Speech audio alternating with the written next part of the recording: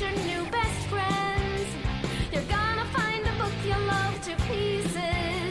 The girl behind the counter recommends dollar books and shelves of graphic novels. Titles old and new, you'll find them all.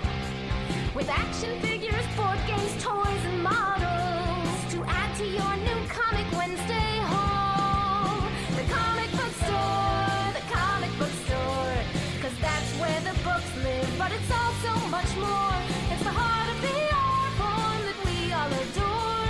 Your friendly neighborhood comic book store. Yes, your friendly neighborhood comic book store. I utterly stole that from Amy Dallin. She sang it in a video on YouTube posted by Paul McGee, and I ran away with it screaming, yee! So that's our new source material and comic stripped, which is what you're listening to tonight.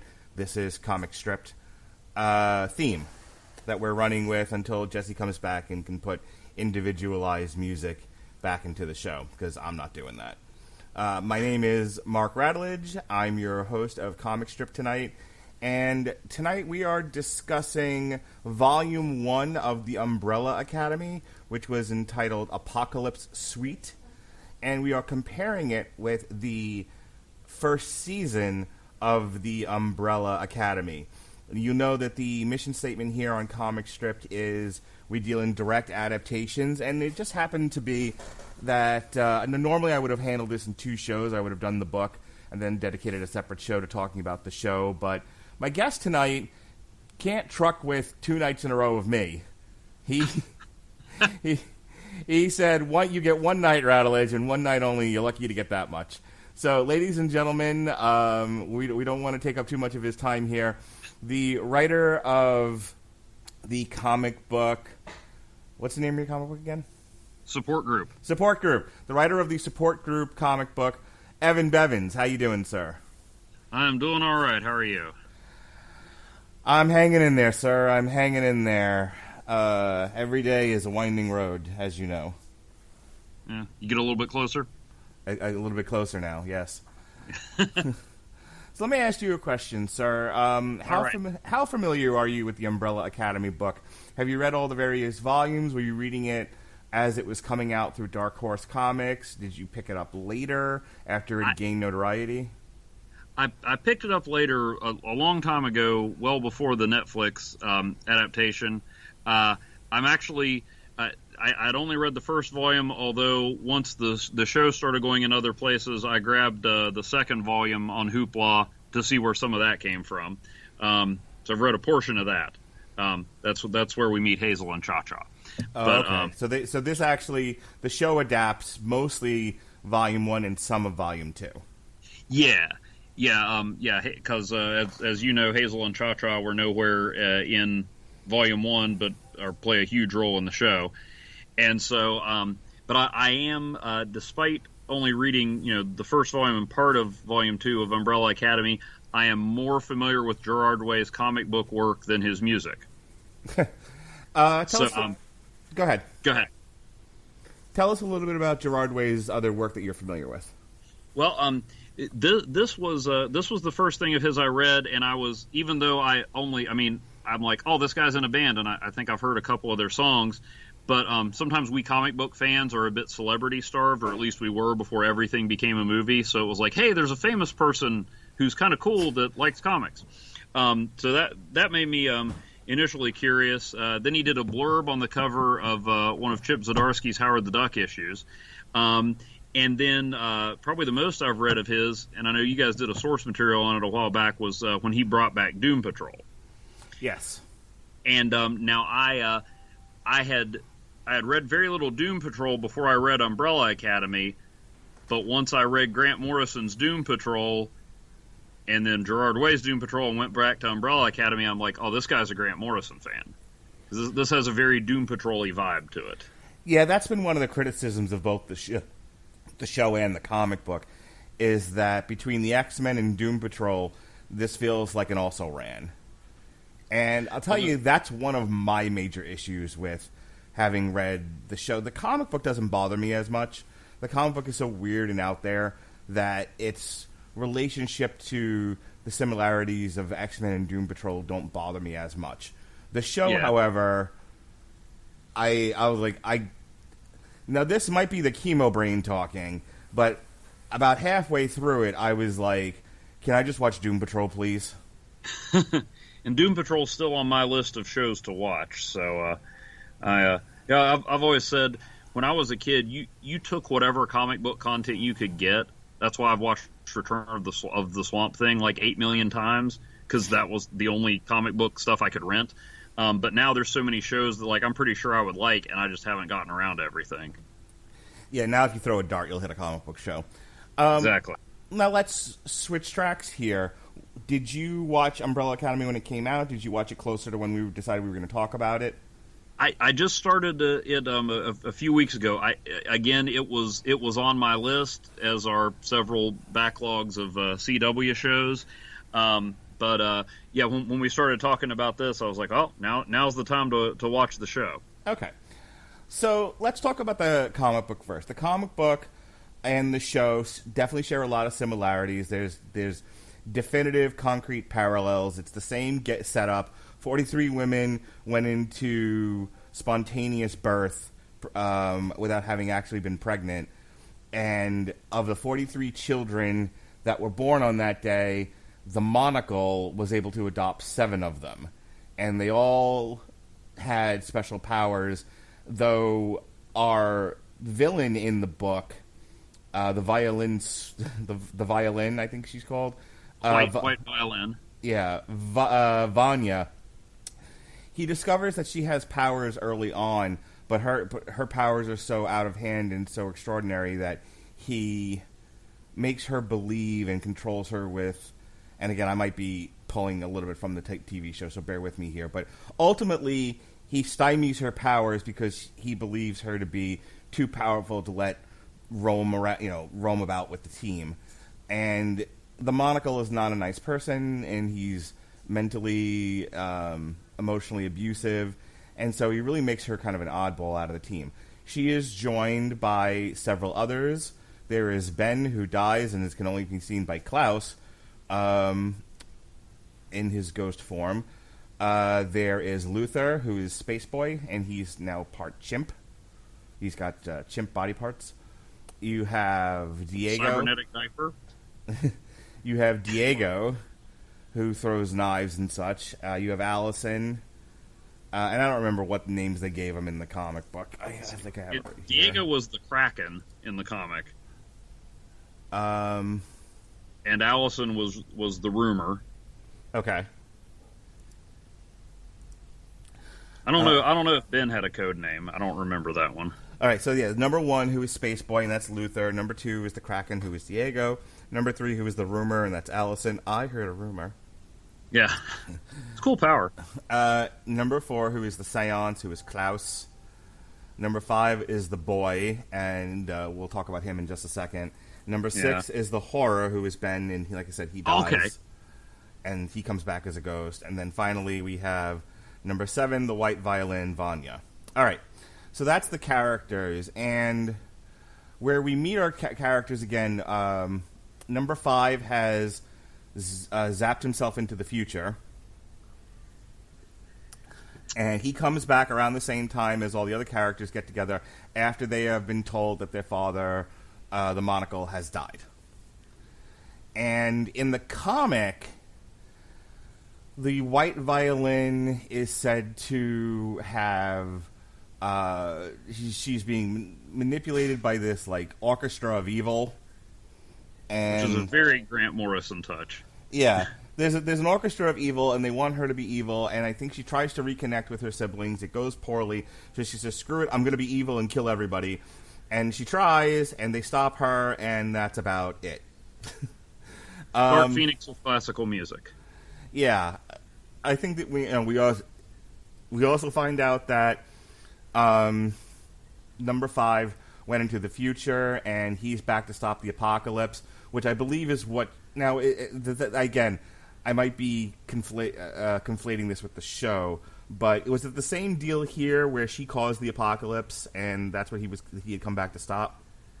I'm trying to remember, because it's been a while since I I read it. I can't remember. I think so because they knew the apocalypse was coming. So yes, I don't think he knew it was Vanya, just like in the show. But yeah, he was coming back to stop the apocalypse. Okay.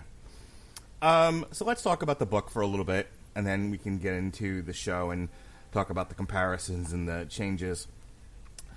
The art definitely reminded me of that Gerard way Doom Patrol. It's got a very weird way of, nobody looks like a real human being. Mm-hmm. It's very angular, the artwork. It's a breezy read.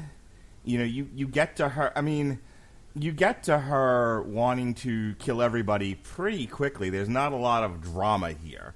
What did you think of it? I enjoyed it. I mean, just the way.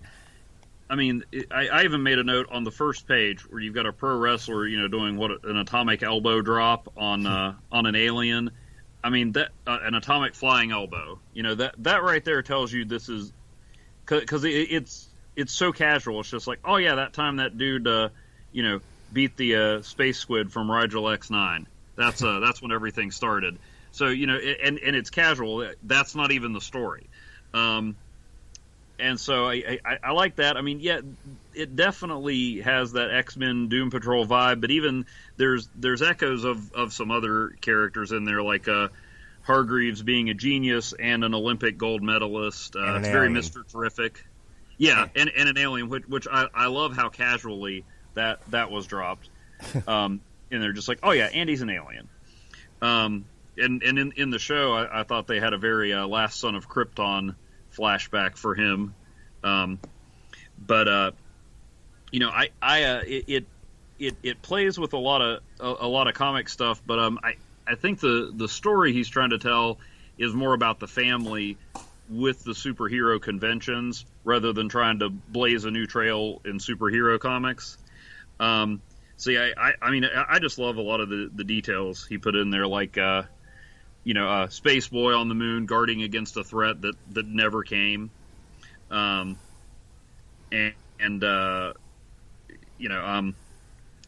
just the world he creates so casually. I mean, you have Diego's ex-girlfriend on the show is the detective, but in this you've got your classic cranky old inspector and another intelligent chimp, just like Pogo, and it's just there's chimps on the police force, no big deal. It's a very random comic. Yeah, but it feels to me what works with that is he doesn't explain so much, and I guess you could look at that as, I mean, that doesn't mean it's not random, but to me it's just like, hey, here's this world that they're in, and I'm going to tell the story in the world rather than explain the world to you. Yeah. So here's kind of my good, the bad, and the ugly on this. The good is that they don't do a tremendous amount of exposition dumps. You're just kind of strap in, strap on, and go for the ride. Okay. Mm-hmm. I kind of like that.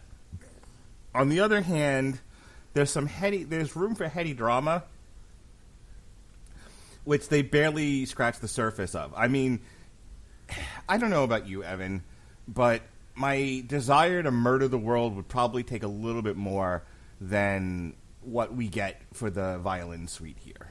Yes, I did. I'm trying to go through my notes, but yeah, it's definitely you kind of have to assume, oh man, Vanya's really hurting. They do a much better job of kind of explaining her descent in the show. Maybe overdoing it a little at times. I was going to say, there's no maybe about that. They go crazy in the show. But at least when she finally goes nuts and she just sort of accepts her fate as the Doomsayer,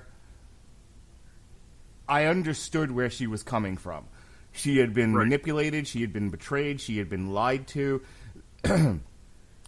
This all had a cumulative effect on her, and she was like, if that's all I'm ever going to be, then that is the role I will embrace, and I'm fine with it. And I thought the show did a better job of drawing that out. This one, it's like one page, I don't want to join a death cult.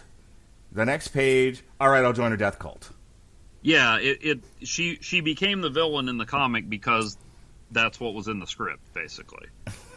I mean, there may have been, I'm sure there was more to it in the writer's mind than that, but that's how it came across, was just like, yeah, she's going to be the villain.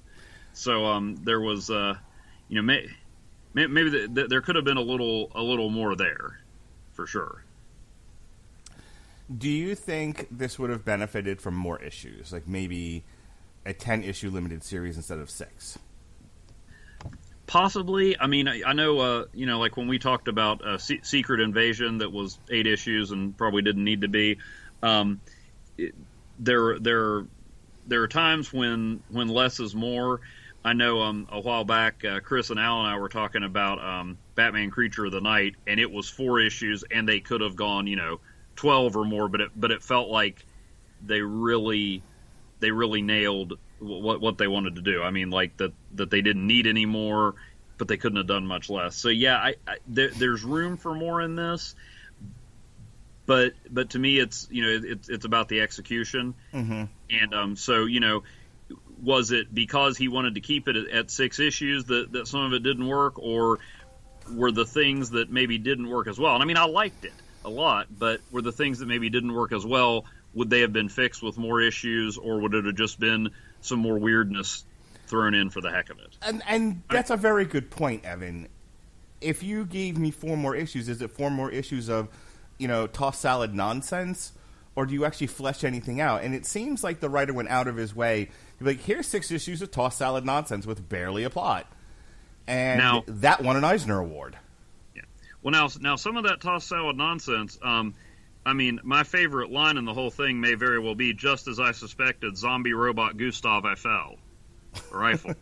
I mean, that, I don't need more than that. I mean, that sequence was like, well, of course it's zombie robot Gustav Eiffel. And, I hate it when it's so obvious. But, yeah, so some of it worked, but yeah, some of it, if he'd had 2 more issues, would he have fleshed out Vanya, or would he have shown us some more weird adventures? Which I definitely think the Eiffel Tower sequence was a much more memorable and fun, except for the people getting thrown off, fun intro than the kind of the garden variety bank robbery we got in the show. Now, It showed everybody's powers, it introduced them all fine, but I'm like, where's my zombie robot Gustav Eiffel? Yeah. Well, I think you also have a greater appreciation for the esoteric than I do. I tend to... Could be. Robert Winfrey always makes fun of me for this. I tend to like a more straightforward, solid narrative. Mm-hmm. But if you like sort of a Weird Al Yankovic kind of just, it's weird for the sake of being weird, but they do weird well, then, who am I to argue? Yeah. I mean, it's definitely. I mean, I can see people, looking, different people looking at this and going, I don't know. But for the most part, I was on board with most of the stuff they did. But yeah, I agree. There could have been. Sometimes there was the perfect amount of missing exposition, and other times it could have done with a little more. I mean, I had plenty of the Luther Allison romance in the comic. I don't get the whole hey, we're brother and sister but not biologically, so everything's cool.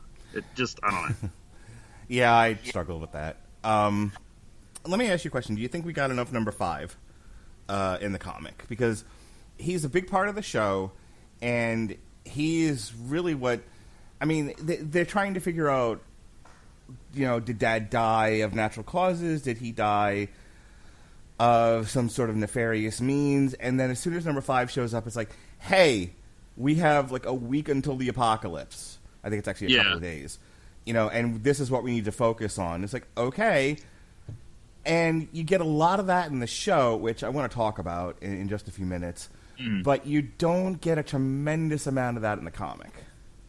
Yeah, you definitely, number 5's more interesting in the show. In the comic, he's kind of an oddball, and I think, like I said, I only made it about an issue and a half into Volume 2 so far.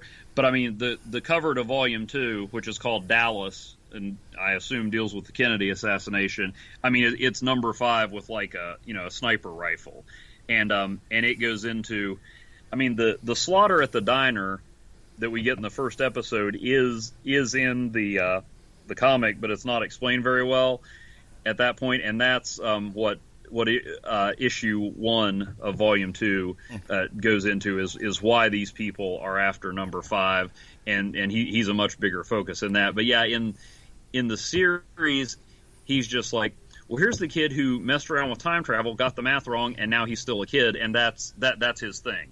That's kind of all. So a lot of the stuff with the Time Bureau that the television show deals with is left for a second volume, which is why we don't get a lot of him in the first one. All right, that makes sense. Yeah. Let's switch tracks here, unless you have any burning desires about the comic book. Let me check my notes, because my memory is not the greatest. But let's see. I did think they did a great job, and this ventures some into the show. The exchange where Luther and Allison are on the roof, and she's talking about her daughter, and he starts talking about the moon and everything, and he just says, she's like, hey, I'm trying to talk to you about my family, and he goes, look at me, how am I supposed to relate to anyone at all?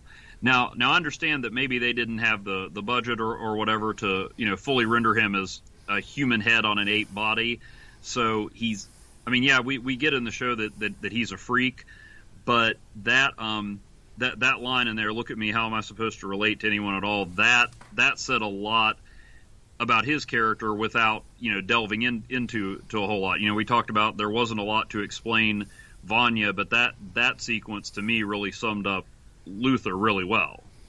Yeah, I would agree. I don't have a major objection to most of the other characters, but then they don't have a dramatic arc. They have moments. That's one of them. Yeah. Diego has moments. Allison has moments. Klaus has moments. But nobody has such an about face that it was jarring for me to the point where I felt I needed to talk about it. The other moment I liked, and this was this was again, the like you said, the tossed salad weirdness, but I love with the idea of an evil orchestra that Klaus conjures. I assume some group of children's orchestra that died in a plane crash or something to play counter music. They don't come to punch it out. They're like, yeah, no, we're going to play the opposite song, and I'm like, yeah, that's perfectly crazy in this. I really liked that. Okay, anything else? No, that's good for me. I mean, I was curious enough to read more to follow up, but yeah. Have you you haven't gotten much past 2 then. You still have to finish 2 and then move on to 3 and 4. Yeah, and in fact, I didn't even know there was a 4. My app only goes to 3. So yeah, I have to check that out. But yeah, and like I said, I enjoyed.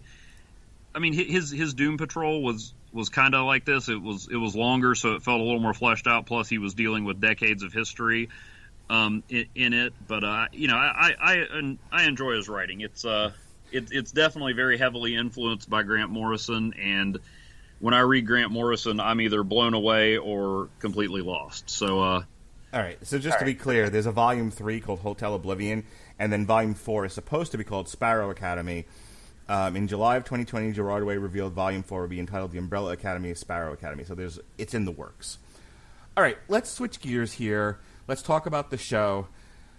I'm going to try to be fair here, because I was talking about this with Jesse offline, and and Jesse was like, "Oh, it's really great," and I'm like, "It must be." Here's what I said to Robert Winfrey last night when we were talking about Keep Your Hands Off Isoken. There is a formula to the Netflix comic book adaptation. They're about 10 episodes usually. They spend the first half of it bumblefucking around. Everyone's moping. It's long stretches of dialogue on top of long stretches of dialogue on top of long stretches of dialogue and one action sequence per episode. If anyone actually spoke to each other and didn't try to, just as an example of this, number 5 comes back through time and why are you here? What happened? And he was like, what's today's date? And they give him the date and they're like, good. And then he walked off screen. Yeah. You know, it's kind of the My Little Pony formula. Okay, not the one action sequence, but a friend of mine pointed out that if the characters on My Little Pony would ever talk to each other, the episodes would be over in 2 minutes. Right. I've compared this, and this is showing my age here, to Three's Company, where the humor in that show was that no one talked to each other, and everyone saw what the other one was doing out of context, and then was reacting to it. And these shows would be half their length if... Evan, let me tell you something. I had to fast forward a lot of this. Okay. A lot of the dialogue between two characters, a lot of Klaus's stuff, a lot of Allison's stuff. You know, like, if there was an action sequence, or... When I say an action, I don't mean, like, you know, car wrecks and stuff. Mm-hmm. I'm saying, like, there's something happening in the scene. They're not just talking. So I was keyed into everything happening with Vanya once the reveal was... Oh, the boyfriend that she's with is actually one of the missing children, and he's plotting this whole thing as a revenge fantasy. Okay, well, now I'm interested in that and what's going on with them two. But let me backtrack just a little bit. So the plot of this thing is basically the plot of the comic. That one, then they did a almost a word for word parallel. The only difference is the added in thing is that number 5 is being pursued by, for lack of a better phrase, the Time Bureau. Mm-hmm. And so you get a lot with Cha-Cha and Hazel, who are hunting him down because that's their orders from the Time Bureau. And instead of just making them dummy henchmen, they actually give them their own story. Yeah, and in the comic that I read, the portion of Volume 2 I've read, so anybody who's read farther than me could prove me wrong, but they're both guys, and they're basically two Deadpools. Okay. I mean, like, they're at the donut shop, and the chef says, somebody offered me money, like $5,000 from a recipe, and I said, you'd have to cut off my arms and legs before I'd give you that recipe. So guess what Hazel and Cha-Cha did? And cut off his arms and legs. Yeah. There is a one-shot that they did called Hazel and Cha-Cha. Is it Save the World or Save Christmas? One of the two. I know what you mean about the formulas with the comic shows. As much as I really enjoyed most of the Marvel Netflix stuff, and I probably liked Iron Fist more than anybody just because I'd been told how terrible it was by the time I watched it, so I was liking it out of spite almost. Mm-hmm. But in every one of those Marvel shows, by around like episode 7 or 8, it just feels like they're in this rut. I thought just about every Marvel Netflix season, with the exception of a couple of the Daredevil ones, could have been 6 or 8 episodes. That was one of the complaints that Robert and I made when we reviewed all of those when they came out, pretty timely, and we were like, there's not enough content here for the amount of episodes. Jessica Jones, one of those seasons, I think it was the 2nd season, Jesus Christ, that meandered so badly. And that's the problem I have with Umbrella Academy, is that had he just shown up and said, hey, I need help trying to figure out what starts the apocalypse. I've got some idea, but I need you all to help me, instead of, I'm a prick, you're all losers, I'm going to figure this out myself. Let me go have a donut and coffee. Yeah. Yeah, what I'll say is, and maybe it's because, didn't you say you like kind of binged this all at once? Yeah, I've watched it over the past 48 hours. Okay, so mine was spread out over a couple weeks, so maybe I had a little more patience just because I wasn't getting those same things over and over, because I usually just watched about one episode a day, although usually they left on a pretty good cliffhanger, so sometimes I'd try to jump ahead.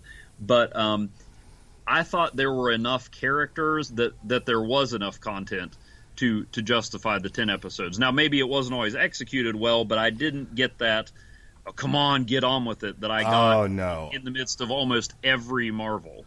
No, I couldn't deal with Luther moping. I couldn't deal with Klaus moping.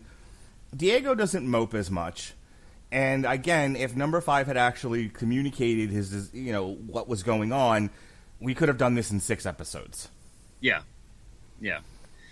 I mean, I see what you're saying on there. I just, like I said, maybe it's because I wasn't getting it all on, all, right in a row as much, that maybe it didn't grate on me. But I will say, if this doesn't break it too much out of the order, that my favorite scene of the entire series happens halfway through the first episode, and even though there were good things, it was all downhill from there. What was the scene? That's the I Think We're Alone Now sequence. Oh, yeah, which I think was actually used in the marketing, which is fine. I mean, look, television actors, they all did fine. It has an interesting look. I mean, I watched Lock and Key too, so that's another one I got to go back and watch. Whiny kids in a large mansion. I'm kind of over this already. I need a different aesthetic here. Okay, I can see that for sure. Yeah, I love the thing I liked about that sequence was it showed rather than told that despite everything that that Sir Reginald Hargreaves put them through, and all the crappy stuff that happened to them, like the family meant something to them, and even though they were all separated, they're all dancing and enjoying this one song, even though Vanya looked like a robot. Well, that's Ellen Page for you. No. Ellen Page has Kristen Stewart's problem with emoting. But I just thought that did a great job of, like, even when it goes back and you see all the crap they went through, it's like, okay, but there's still something that they all cared about this family. It wasn't just, well, they are my family and it's in the script, so I must come back. I mean, and they had other things with that, like with Robot Mom helping Diego with his stuttering, and things like that. I wish I'd gotten more of Diego and Mom before he decides to deactivate her. I mean, maybe I'm remembering it wrong, but it feels like that felt a little cart before the horse. Yeah. If I'm remembering it correctly, like, he decides he's going to deactivate her because there's no point in her continuing to exist. She's a robot, and we'll find out later that she was designed because Vanya kept killing the nurses. Yeah. So, but that scene has less resonance with me. Now later on, when they're showing him with the stuttering, and they're showing the mom character in a more loving light, I thought back to that, and I was like, oh, that would have been a really touching scene had anything led up to it. Yeah. No, I see what you're saying. They were hinting that Diego had this connection with her, but you didn't really feel it right then. But I thought the mom was in the comic, again, in the part that in the volume I read that we're talking about, she was just like another one of those oddities. Like, well, of course their mom was a robot because Sir Reginald loves no one. But especially when they showed what she did with Diego, and then why she was there, because of Vanya, then that's like, oh, okay, well, that's cool. This character makes sense. Like, sometimes, and we talked about this with the comic, is there a purpose to it, or is it just random weirdness? Sometimes I think in the adaptations they go too overboard in explaining things, like in Ang Lee's Hulk movie. Like, I don't need to know that Bruce's dad injected himself with starfish and sea urchin DNA because they can heal. I just need to know that there was radiation and anger and there's a big green guy. You don't have to explain to me why the Hulk can do everything he does. Or in Orson Scott Card's Ultimate Iron Man, like, his alcoholism is a superpower. It's like, no, he just drinks too much. So the show, one of the things that drove me nuts, and I told you, I like the Vanya stuff for the most part, but when she discovers that the boyfriend has been lying to her this whole time, that scene of him trying to explain himself and her losing her patience with him, it's interminable. It goes on forever. Like, where he's smacking the book and... Yeah. Like, they revel in their own crapulence in these shows, and it's not just the Umbrella Academy. I found this with Lock and Key and a few other shows where it's like, you mentioned the Marvel shows. I don't think I noticed it as much then, but I've definitely, as this year has unwound and we've done more television reviews than we have movies, I have found myself noticing this pattern where the over-explanation is supposed to be a substitute for good writing. Yeah. And so they drag out these long scenes of dialogue that, like, I'm just finding myself yelling, get to the point. Yeah. I was saying in some cases I think they improved, like we talked about with Vanya. They explained Vanya better. They explained Grace, the mom, better. So my knee jerk of stop over explaining it wasn't.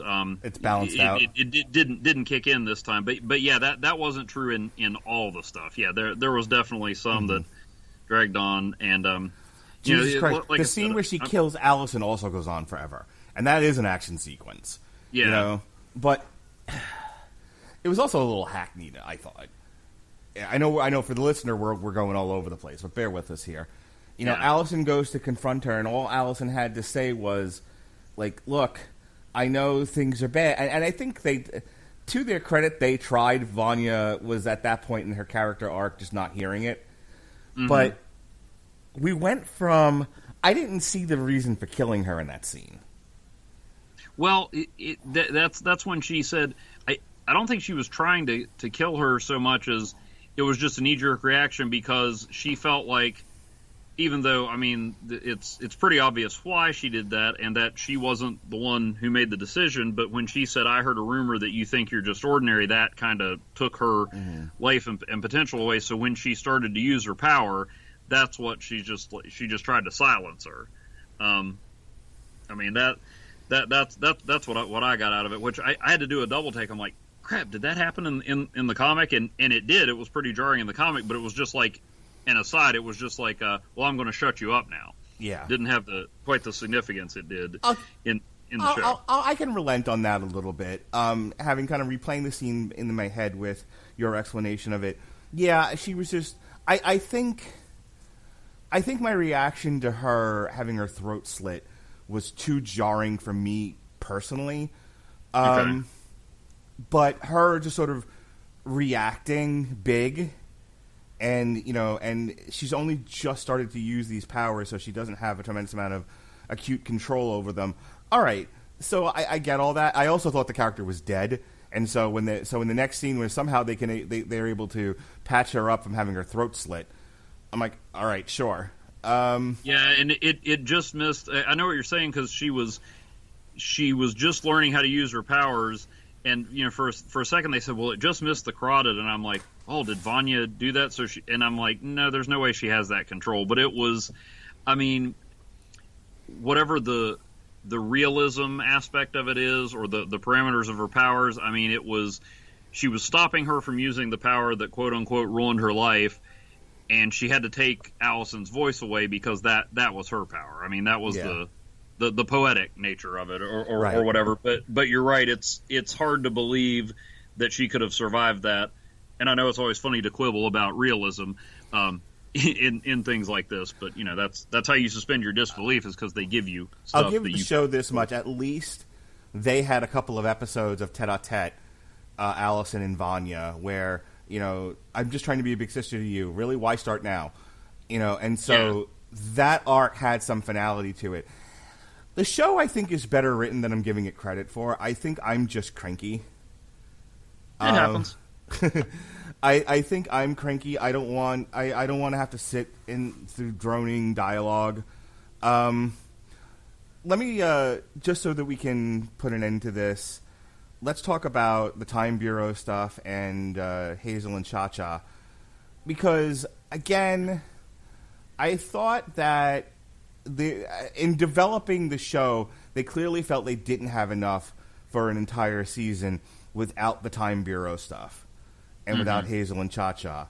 And Hazel and Cha-Cha had to be more than just, two henchmen. They had to give them more. They had, I actually really, one of the high points of the show for me is Hazel's, the guy who plays Hazel, his acting. Oh yeah, he was very good. He has some excellent line delivery. Mary J. Blige as Cha-Cha. She's not the worst black actress I've seen in a show recently. That would be Shotgun Mary in Warrior Nun. But, Hazel is delivering his dialogue in almost a monotone, but it's a monotone that I think works. You're a soldier carrying out orders. And then he's a cog in the wheel that is tired of it. And then you have Cha-Cha, who has a very soulful delivery of dialogue, and I don't love it for that character. And I think it's just like that's just how she talks. And I'm trying to be respectful here, so I don't want to be like, well, she talks in a way, but she does talk in a way, and and I've seen that I saw it with the Old Guard, I saw it with Warrior Nun, where the director was like, just talk. And these characters, these women, come from a place, they have a history, they talk in a way. And that might be a personal thing for me, but I don't love it. It becomes pitchy. I wish they would deliver lines like, you're playing a soldier carrying out orders, could you be a little bit more zipped up? Mm-hmm. If I'm directing, I'm probably not saying to Mary J. Blige, use your normal speaking cadence, use your normal speaking voice. I'm saying, maybe put a performance in here. We hired you. You now have to do some acting. And the funny thing is, I hadn't really thought about it, but you talked about how Hazel is more monotone, but you really feel like you understand him, and Cha-Cha, like, and maybe this is just me being dense, but like when Cha-Cha gets so mad at Hazel, is it because her partner's turning on her, or because she wanted to ride off into the sunset with him? I got the impression she felt betrayed. Okay. She's a badass black woman who don't take no mess. That's the presentation, and I'm really like, I'm not even trying to make a joke. That's her inflection. That's her cadence. Badass black woman who don't take no mess, and her every other line when confronted with an alternative possibility in what they're doing is, "Nah, man, we can't not go against the Time Bureau. We'll get killed." Okay, that's literally her take every step of the way. So I think part of it is she's mad at Hazel for putting her at risk. I think she doesn't see any other way but the life of this hitman. Yeah. And just so people understand, like, is the issue? Do you have an issue with black women? There are plenty of black women who don't talk that way. Let's be clear about that. There are plenty of Jesus Christ. Allison doesn't talk that way. I never got like a. This is a word I'm running away from with my hands in the air. Because I want people to hear what I'm saying and not get thrown off by words. Sure. But if you look at the way Allison's, okay, I'm just going to be blunt with it, and it's because I don't have the language to say this in another way. But there's sort of the accusatory thing with black people is you talk like a white person, and that's supposed to be an insult. But that's normal speaking cadence when you devoid of a setting where you would talk with more vernacular. Are you with me so far? Yeah. Okay. Haven't been too terribly insulting here. Allison talks that way. Cha-Cha doesn't. And it would make more sense if there was a reason for Cha-Cha to talk that way. You're an interdimensional Time Bureau assassin. There's no reason for you to talk like that. Just talk normal. Yeah, I think part of it was, I don't know, because as from what I've read, Hazel and Cha-Cha, they had the weird animal masks, but they were both guys. I'm thinking maybe they, wanted her like, okay, so Hazel's this, guy who's tired of the job, and Cha-Cha is Mary J. Blige. That's a very good way of putting it, Evan. One's doing a performance, the other one is just doing dialogue.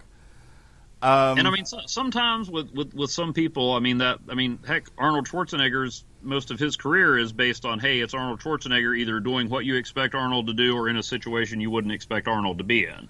So, right. You can't get mad at Arnold, though, for having a thick accent and speaking that way. That's what you hired Arnold Schwarzenegger. Here's the thing. You hired Arnold Schwarzenegger to talk with a thick Austrian accent. Oh, yeah. If that's why they hired her, then I'll shut up. And that's fine. I just feel like they didn't give her any real direction and just said, do dialogue readings. Yeah. I mean, yeah, like I said, I hadn't thought about it, but I feel like I know more about Hazel's character than I do about Cha-Cha. Yeah, Hazel comes across as war-weary. Yeah. And Cha-Cha is Mary J. Blige, doing the job. All right. Anything else about the show? As far as the Time Bureau stuff, I wasn't as keen on it, and I think part of that is because I hadn't read the comic stuff yet, so I was more like, well, let's get back to the main story. Now, in the episode where they focus so much on the Time Bureau, I kind of felt like that got off on a tangent until I realized that's how number 5 was figuring out who was responsible for the apocalypse. Mm-hmm. And I did think, like, there were times, because one thing that I get tired of in a lot of movies and shows is like the hitman with a heart of gold, or the guy that just suddenly has a conscience and decides, well, this person doesn't need killing. Like all those other people I murdered in cold blood, that's fine, but this person doesn't. Right. But what I really liked was his, for all his, I'm not talking to you guys, you're idiots, I'm doing this. They really conveyed that he really loved his dysfunctional, screwed up family. Now, part of that's because he got lost in time before, Sir Hargreaves could screw him up as much as he did the others. He was just a rebellious teenager and then disappeared and went through a whole lot of terrible stuff. But, you really got the feeling that whatever flaws he had, he really loved his family, and and didn't have the animosity or disdain for them. He'd been through a lot and he'd changed, but he basically remembered the life he lived. His family was pretty good, whereas they got the full Sir Reginald treatment and were all screwed up because of it. He was screwed up for a whole other set of reasons. So I thought it was neat that they actually gave you that glimpse into his character, that he's totally ruthless and yet there's this this absolute loyalty to his family. I really like the kid who played Aidan Gallagher. I thought he's probably, of the actors, my favorite actor in this. I thought he gives a hell of a performance.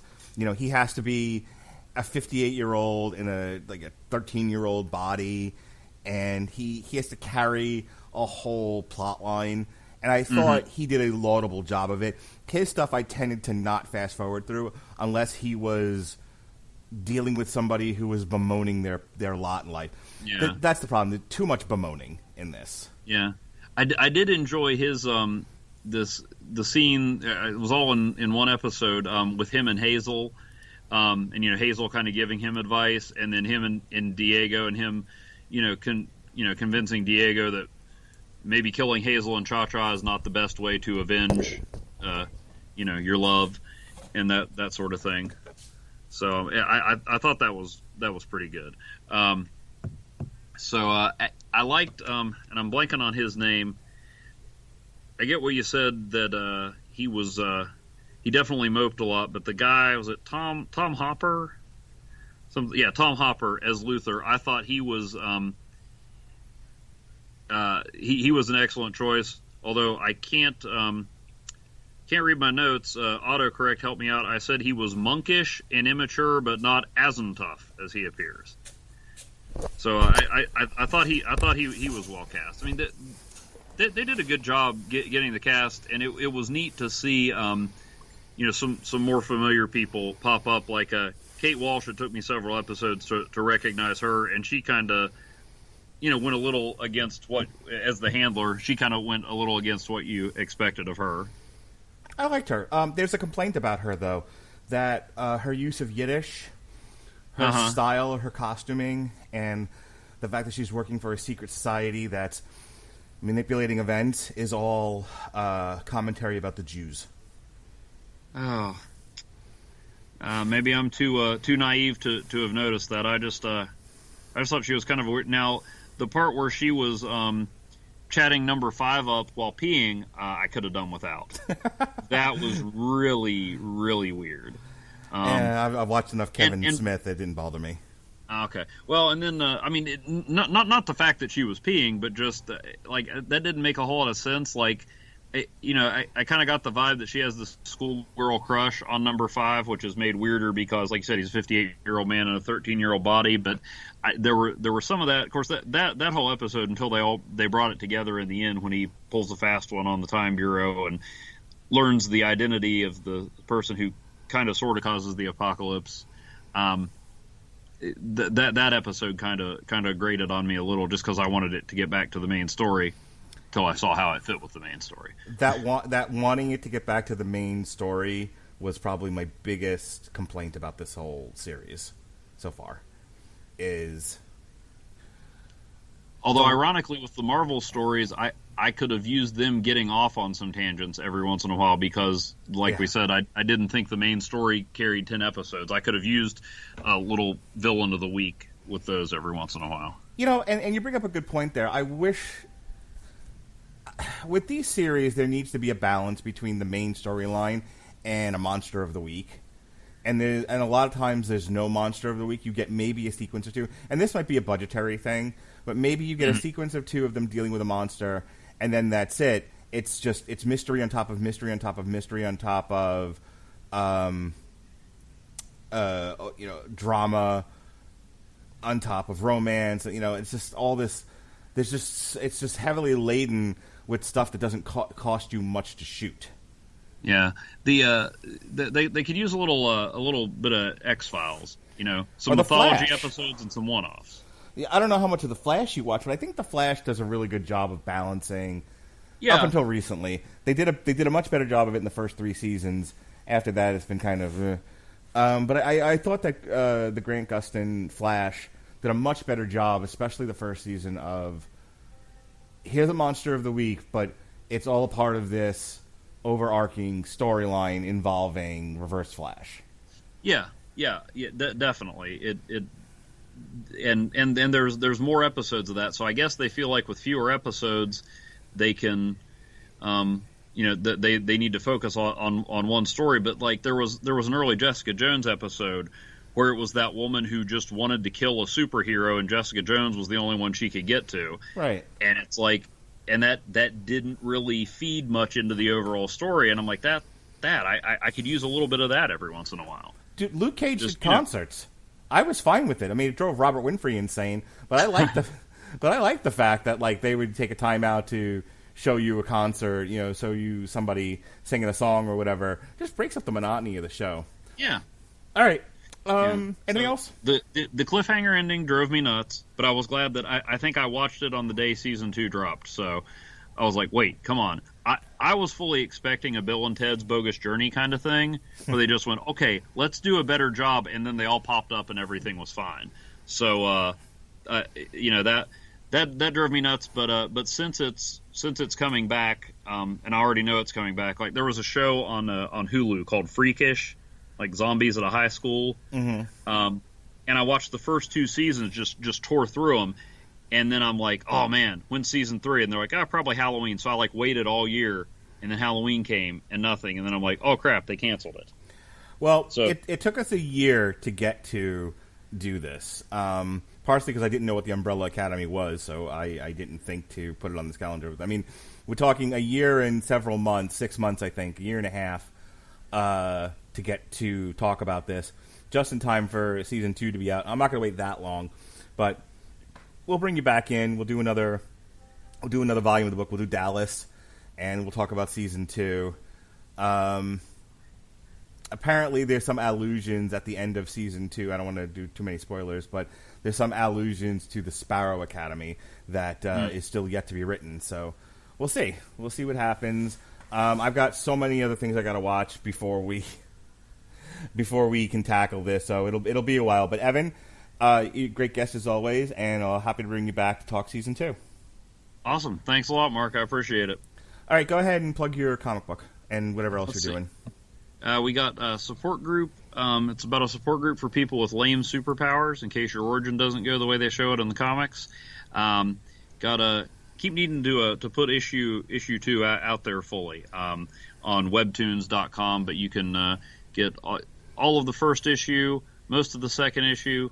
We'll get issue 2 out there soon, and got a third issue, and there's a fourth issue floating around out there that isn't quite finished, but we're working on it. So stay tuned for that. Usually I plug columns I've written about comics for Graffiti or the Parkersburg News and Sentinel, graphwv.com, newsandsentinel.com. But there's been a pandemic going on, and I've been working a little more on real news instead of fictional stuff. I almost said fake news, but I don't want to go down that rabbit hole. So haven't gotten as much on that lately, but there's stuff to Google out there. My column when the Umbrella Academy came out was just mainly on the movies and TV shows you didn't know were based on comics. So it had been a while since I read it, but I finally got to revisit it for this and really enjoyed it. All right, yesterday, myself and Robert Winfrey, we reviewed Keep Your Hands Off Isoken. Last week, we did a unfortunate thing where I reviewed Warrior Nun Ariala 1994 with Chris Sheehan, but unfortunately, I didn't reset my sound so to where it would capture him. So you get 2 versions of that, one with awkward silence and one without. Myself and Jesse Starcher, who you have to thank for the one without the awkward silence, we reviewed the 2016. I keep saying the new. We reviewed the 2016 Lagerstein album, All for Rum and Rum for All. We had a good time with that. Myself, Andrew Graham, and Sean Comer did A Long Road to Ruin for Pirates of the Caribbean, and Jason Teasley and I ripped to shreds the Warrior Nun show on Netflix, which a good time was had. Next week, we're going to do something a little weird, a little different. Myself and Robert Winfrey, we're going to watch the Kentucky Fried Movie together using the in-app ability to where you can share a movie on 2 different screens. And we're gonna watch the Kentucky Fried Movie together, and then I'm gonna flip on the recording button, and I'm gonna get his initial reaction to it, which ought to be an experiment. We'll also do a review of a concert live from the Doom Saloon. Clutch is doing another streamed concert from their practice space, the Doom Saloon. So Jesse and I will just revel in our love for Clutch. And then another person who I don't get to have on here very often, Cole Marintet, will be joining me to talk TV Party Tonight for Transformers War for Cybertron Siege. All right, folks, that takes us to the end of our show. I want to thank Evan Bevins for joining me today. This has been Comic Stripped. Be well, be safe, and behave.